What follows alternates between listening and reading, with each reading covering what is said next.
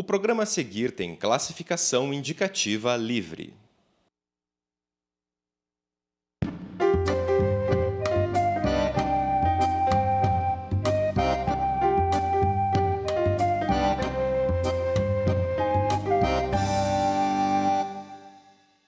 Olá, estamos com o programa América Latina Viva. O programa América Latina Viva é um programa de entrevistas da Casa Latino-Americana em parceria com a TV da Universidade Federal do Paraná. No dia de hoje, o nosso tema está abordando a questão do romance histórico na América Latina, com ênfase no Brasil.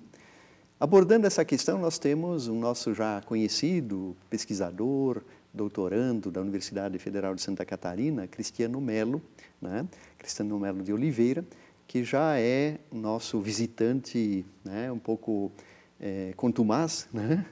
Que tem prestigiado o nosso programa. Você já esteve, Cristiano, presente em 3 ocasiões, né? Um programa sobre intelectuais, né? Que marcaram a história do pensamento na América Latina. Depois você participou também de um debate interessante sobre cinema e literatura. E também crônicas de viagens na América Latina, que você abordou, né, os diários do Che Guevara, o filme, inclusive, né, sobre Che Guevara.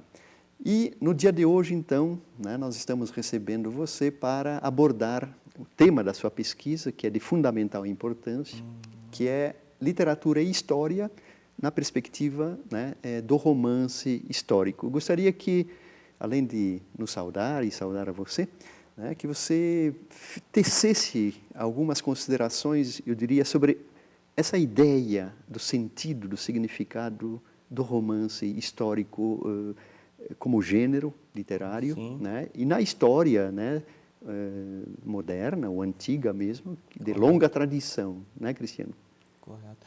Bom, é uma pesquisa, eu sempre fui apaixonado por história, né, e o romance histórico, alguns pesquisadores dizem, né, que ele não nasce na matriz lá, que o Lukács denominou que seria os romances do Walter Scott, tanto com Vanderlei, Rob Roy e Vanoé, mas ele nasceu através da epopeia clássica, né, da epopeia clássica de Homero, tanto no livro A Ilíada e a Odisseia, que nós temos aí os protagonistas Aquiles e Odisseu, né?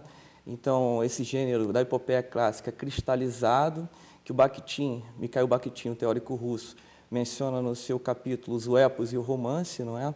Do livro dele Questões de Estética e de Literatura, seria esse gênero cristalizado, fechado, hermético, ao qual os pesquisadores não poderiam questionar, não é?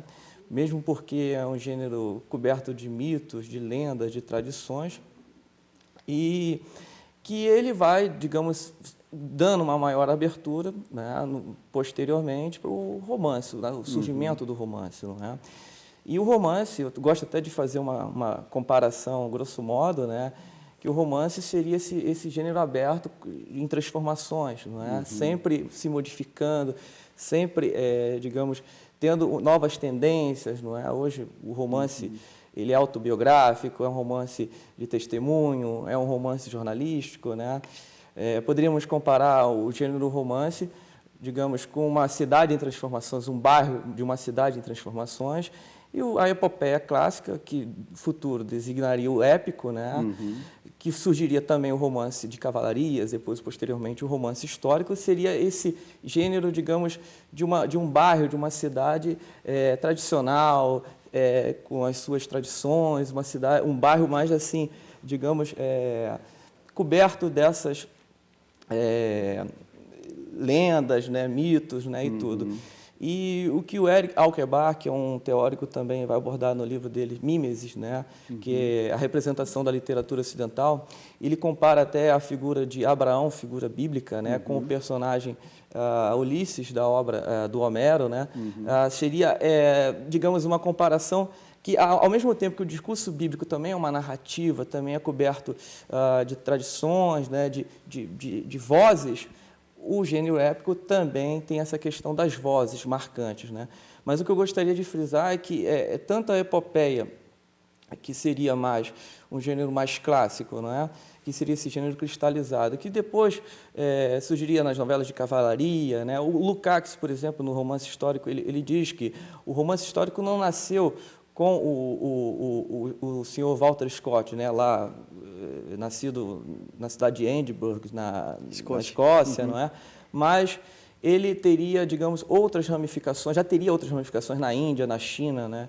E ele diz mesmo que o estudo dele não seria um estudo monográfico, né, mas um estudo aberto, né? O Lukács aponta isso no romance histórico, que agora é um livro que foi traduzido pela Boitempo recentemente. Cristiano, então, já que você está abordando também enfoques e, digamos, leituras ensaísticas sobre o sentido, a natureza, a configuração do romance histórico, né?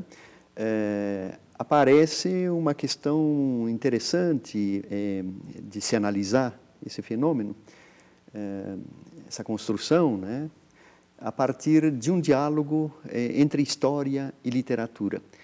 Aí você tem o tempo das narrativas, tem a percepção do autor, como é que o autor se situa no seu tempo, como é que ele transcende o seu tempo, como é que ele olha para o passado na perspectiva de alguém que está olhando esse passado num tempo no qual ele é, digamos, herdeiro, transmissor desse tempo. Como é que se analisa? Excelente questão, professor. O pesquisador Donizete Sanches, da Universidade de São Paulo, ele produziu um artigo publicado na UniOeste que trabalha o que seria o gênero romance histórico em si, né? Essa perspectiva do tempo do escritor em relação à narrativa, né? E ele problematiza vários teóricos. Um deles seria o Sam Momenton, que é um teórico da Universidade de Berkeley, na Califórnia, que ele escreveu e cunhou uma sigla chamada NNH, que é a Nova Novela Histórica, né? E ele, um crítico, né, com tendência a analisar os romances produzidos na América Latina, ele diz o seguinte, que o gênero romance histórico, para ele ser considerado histórico, ele teria que ser fora do nascimento da data do escritor e da morte desse escritor. Ou não, o escritor não vai poder produzir na sua morte, mas no tempo de vida, ele teria que ser fora do tempo de vida desse escritor.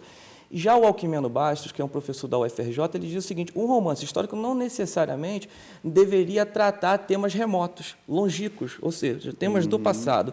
E é muito bem defendido também pela Magdalena Petrovsky, que é uma pesquisadora europeia, que ela diz o seguinte, com a globalização e com os aspectos, nós somos hoje bombardeados por informações, novas informações, então o presente ele passa a ser história também.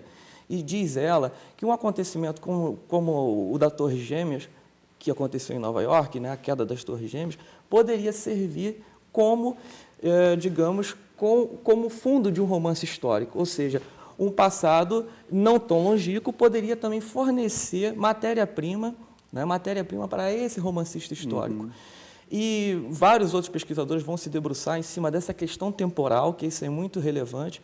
A professora, a teórica Linda Hutt, da Universidade de Toronto, no Canadá, ela cunha um conceito chamado metaficção historiográfica, nós vamos discutir um pouco mais adiante. Que tentaria entender essas obras pós-modernas, não é? Também. Só nessa linha de raciocínio, Cristiano, você tem a produção, então, do século XVII, XVIII, sem remontar lá o Quixote, que é o divisor de águas que vem do romance da cavalaria, romance moderno, né? Que o Lukács menciona no livro e do autor, do romance do autor, né? Correto. Você tem, no século XX, a emergência do cinema e da televisão, né? Que deve aí funcionar também como uma intertextualidade, né? Uma linguagem que deve influenciar muito o próprio ato de escrever enfim, do romancista, certo. Né?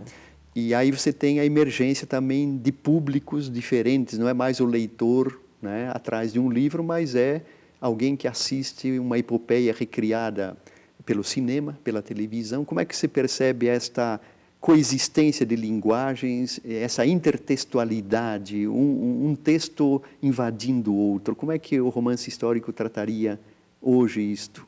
É uma boa questão. A Linda Hutt, voltando a falar sobre ela publica um livro chamado A Teoria da Paródia, que ela vai trabalhar esses gêneros por um olhar muito democrático, né? O próprio livro dela, Uma Teoria da Paródia, não seria, digamos, através desse artigo indefinido que ela utiliza, né? é uma teoria que é ampliada, tanto ela na arquitetura, no cinema, no teatro, na música, nas artes plásticas.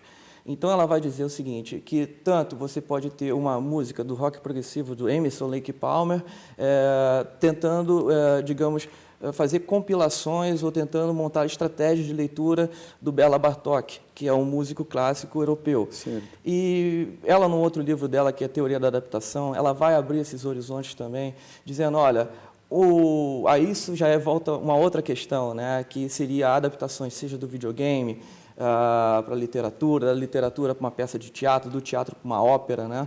Mas eu acredito que hoje o escritor, que ele é contaminado, digamos, por esses aspectos intertextuais, não é?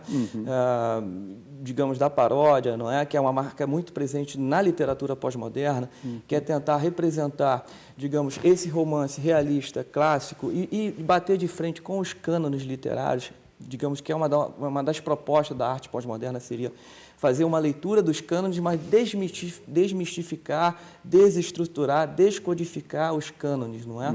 Então, você tem um romance, por exemplo, do José Endoença, que é um escritor de Blumenau, que ele coloca a personagem Capitu, do romance do Machado de Assis, vivendo na Oktoberfest.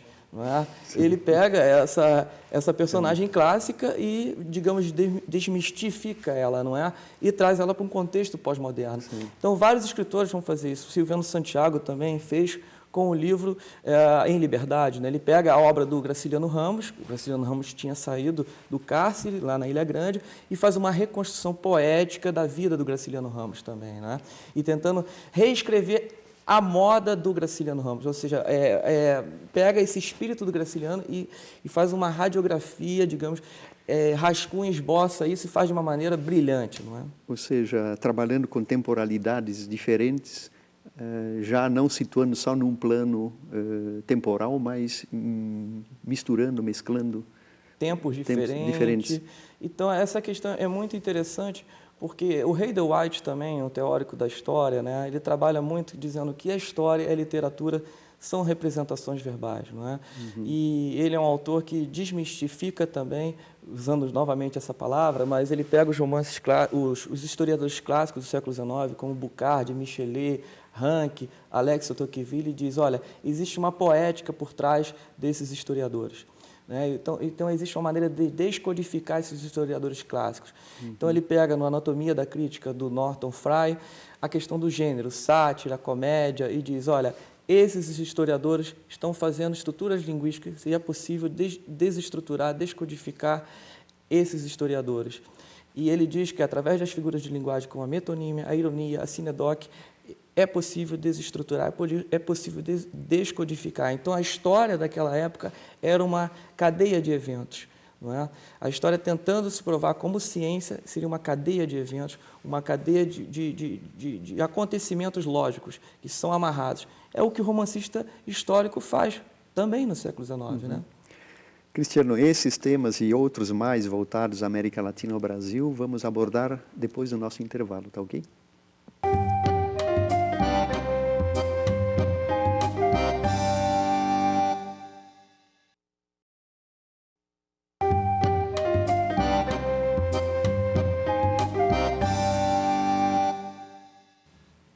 Estamos retornando com o programa América Latina Viva. No dia de hoje nós estamos abordando o romance histórico na perspectiva latino-americana e brasileira com o nosso convidado, pesquisador Cristiano Melo de Oliveira. O Cristiano que atualmente está fazendo seu doutorado na UFSC, justamente sobre esse importante tema de abordagem do romance histórico, da história do romance também. Nós vimos no bloco anterior que ele nos apresentou alguns aspectos dos fundamentos teóricos ou até epistemológicos da emergência, né, de concepções de vários autores, ensaístas, que trabalham a teoria do romance histórico e, consequentemente, esse romance histórico é um romance que está na história. Né? Nós vimos também como é que o autor, né, trabalha com temporalidades, essa tentativa do historiador, ao mesmo tempo, reivindicar para si um estatuto próprio de acesso à história, de uma narrativa, de uma leitura, de uma hermenêutica, né?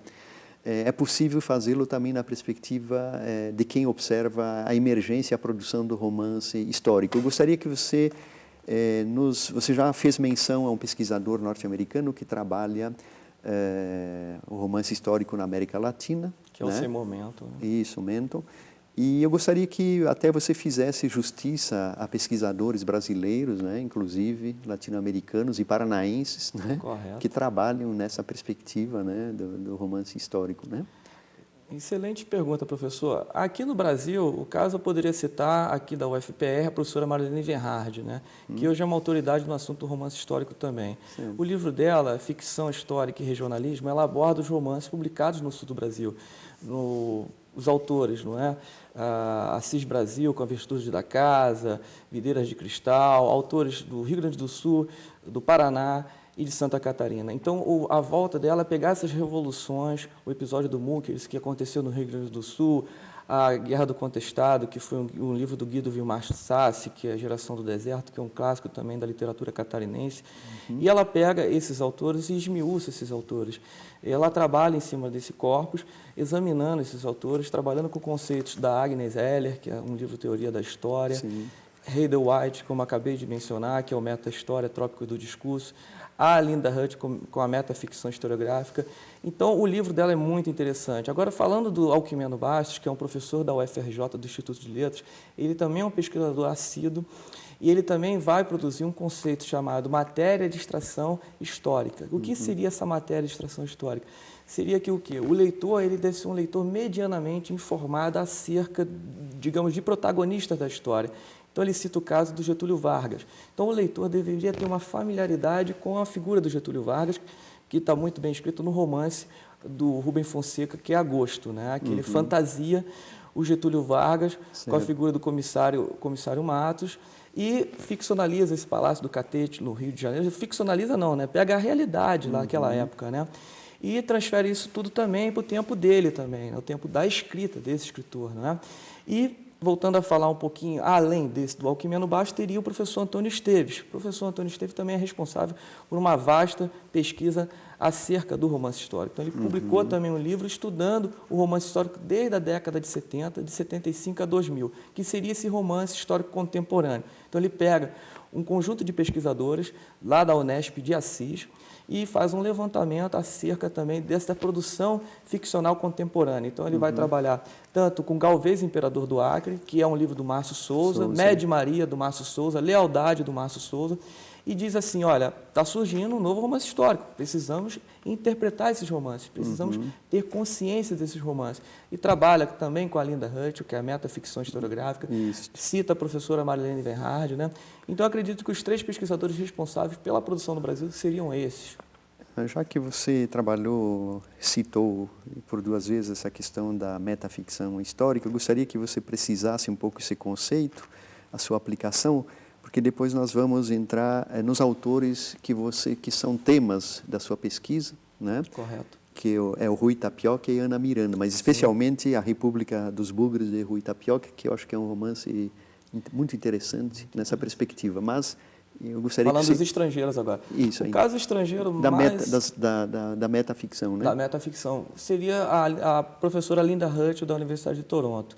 Ela cunha o conceito de metaficção historiográfica buscando examinar, problematizar tanto Terry Eagleton, Frederick Jameson, Lyotard, e ela vai problematizar dizendo, olha, esses autores eles identificaram que existe um novo romance histórico, mas eles pouco esmiuçaram e comprovaram as partes, os fragmentos dos romances que comprova esse corpus pós-moderno. Ou seja, precisamos ter uma nova noção desse romance histórico, a Linda Hutt diz. Certo. E ela cunha o conceito de uma poética aberta, a interpretar esses novos romances que combate um realismo clássico formal, voltando àquela questão do cânone, ou seja, essa metaficção historiográfica, ela vai desestruturar a história oficial e ela vai dizer o seguinte, que existe uma autorreflexividade dos fatos, ou seja, uma paródia que é realizada através desses novos romances. Por exemplo, ela cita o caso do O Nome da Rosa, que vendeu muito, né? Tem filme também. O Nome da Rosa, e ela diz o seguinte, que esses romances também são transformados em filme. e são romances que tiveram um grande público leitor naquela época. Tanto O Nome da Rosa, do Umberto Eco, situado lá nos mosteiros, né? Na Itália, né? Você vai ter, que virou filme, né? Você vai ter também o romance O Ragtime, do escritor norte-americano que é o Doctor, né? Ele é Doctor, que é um romance que se passa no sul dos Estados Unidos, uma nova moda musical produzida naquela época, um combate entre os negros e os brancos, mistura de personagens ficcionais com personagens históricos. Os Filhos da Meia-Noite, que é do Salman Rushdie, e ela cita também o exemplo da Mulher do Tenente Francês, que é um romance que virou filme também na década de 80, Certo. que é um meta-romance, né? E o filme também é uma meta-narrativa de cinema, não é? Certo. Ok.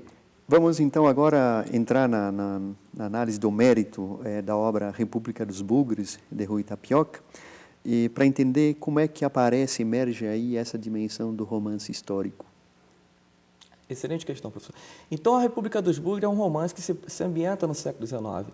E o Rui Tapioca é um escritor baiano, radicado no Rio, ele mora em Copacabana, né? E ele vai escrever esse romance ganhou um prêmio, o Prêmio Guimarães Rosa, em 99. Ele vai conjugar vários fatos históricos do século XIX, tanto a chegada da família real portuguesa no Rio de Janeiro, ele vai conjugar ainda a Guerra do Paraguai, né? As forças militares brasileiras indo para o Paraguai combater a guerra, entre, né, aquela disputa de território, a chegada dos negros e a escravidão dos negros no Brasil, né, e a questão também da transição do Império para a República. Então, através desses 4 fatos importantes, 4 fatos históricos importantes, ele vai mesclar tanto figuras ficcionais com figuras históricas. E é importante falar que o Lukács diz o seguinte, que essas figuras históricas, elas são, digamos, de maneira importante, mas a matriz pegando aí, né, o Walter Scott, que ele dá ênfase no herói mediano, ou seja, esse herói que também ele deveria ser mediano porque ele deveria transferir, digamos, facilmente de uma classe burguesa para uma classe operária, não é? E o Rui Tapioca, ele pega realmente um pouco desses coadjuvantes da história, também esses que não fizeram parte, foram protagonistas da história, não é? É muito importante citar que ele coloca a característica sociolinguística dentro da fala das personagens. Foi um assunto que, inclusive, eu abordei num artigo sobre a questão da importância do latim. O latim não realmente fornece essa questão da sociolinguística, mas a sociolinguística é através do idioma iorubá, que é um idioma africano, ele coloca na fala dos negros, né, dando maior ênfase ao aspecto da verossimilhança. Ele mesmo menciona isso numa entrevista que eu fiz com ele agora em janeiro. Não somente isso, ele coloca aspectos filosóficos e o fazer da história dentro do livro também, e se questionar a história oficial. Inclusive, ele cita até o Honoré de Balzac, num dos livros dele, né? E outra coisa importante falar é que ele não coloca esses fatos históricos de maneira cronológica, mas ele vai provocando saltos dentro da narrativa. Isso só permitiria ser feito por um romancista, né? Um historiador. É interessante essa combinação de literatura e história, porque hoje há um movimento inverso. Se num certo momento havia uma reivindicação de separar os domínios, hoje os próprios historiadores, alguns deles pelo menos, reivindicam romancear um pouco a história, né? Eu acho que há um boom, digamos assim, nas livrarias, nas vendas de livros, né? Nessa produção de uma certa sedução do público leitor por fatos históricos romanceados. O que é que você... Então, em questão é muito interessante. O professor Antônio Esteves menciona no trabalho deles, de acordo com um escritor chamado Isaías Pessotti, que ele publicou um artigo no jornal o Globo naquela época, que dizia o seguinte: de fato as pessoas compram romances históricos para tomar conhecimentos e acerca também de um turismo sazonal, ou seja, as pessoas estão querendo viajar para Portugal, por exemplo, então elas já vão ler o memorial do convento do Saramago, a história do cerco de Lisboa de Saramago, então elas buscam saber elementos da história para conhecer o país que elas estão indo viajar. Além disso, né, o caso Laurentino Gomes, que poderíamos citar, né, 1808, 1822, agora mais recente o caso da professora Mary Del Priore, que também está se dedicando aos romances históricos. Não, não seria romance propriamente dito, mas ela pega fatos da família real portuguesa, não é, que ela é sócia do Instituto Histórico Geográfico Brasileiro, vai questionar os arquivos e vai tentar montar esses elementos da história, criando essas narrativas. Hoje, com o livro dela, né, O Castelo de Papel, né, que é um livro que vendeu também muito, ainda continua vendendo. Então, de fato, poderíamos citar também Eduardo Bueno, que também é um historiador, né, jornalista e historiador, digamos. Né?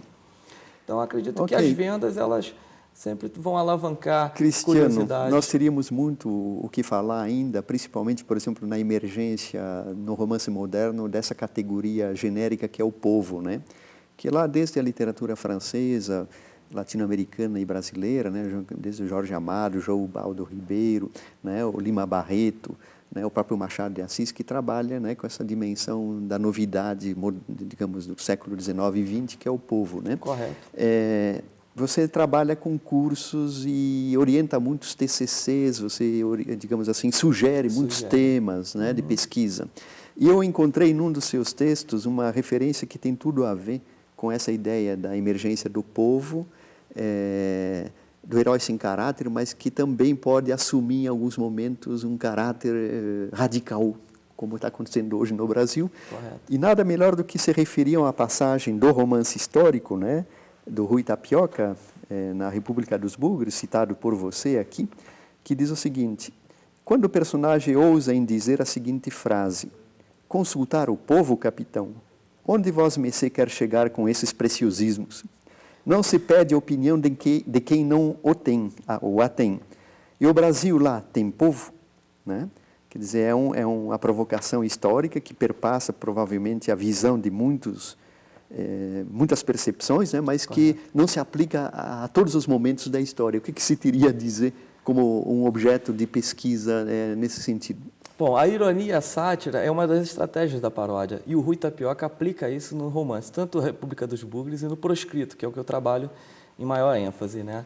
Aí podemos anunciar muito bem a frase do Aristides Lobo, né, que naquela época foi mencionado no livro Os Bestializados, do José Murilo de Carvalho, que é um historiador vinculado à ABL, né? E, na verdade, naquele período do século XIX, as pessoas não tiveram participação oficial na proclamação da República. As pessoas assistiram bestializadas o acontecimento da proclamação. Ou seja, os militares daquela época se reuniram, formaram uma espécie de conspiração aos moldes lá da Inconfidência Mineira, né? Já que aqueles inconfidentes quiseram fazer.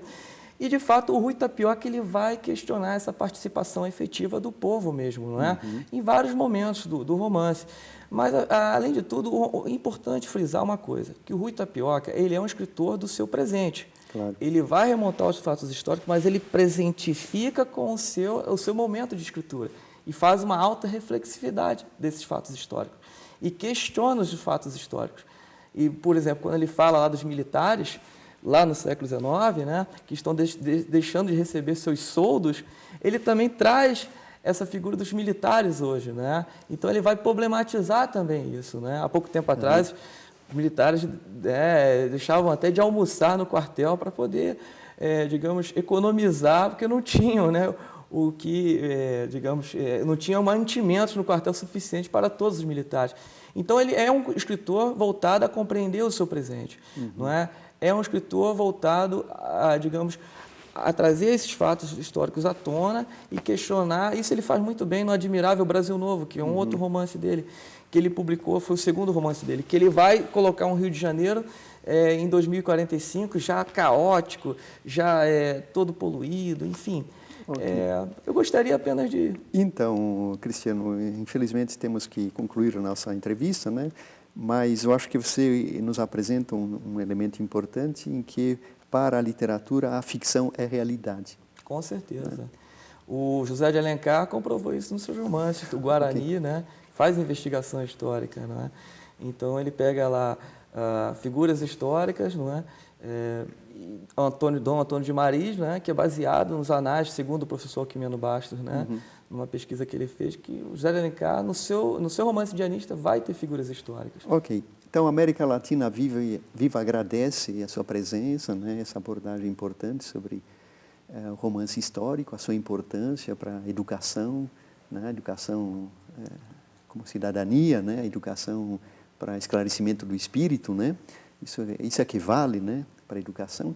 E nós convidamos você a nos assistir novamente, então, na próxima semana. Até lá. Muito obrigado, Cristiano. Eu que agradeço, professor Dimas. Obrigado.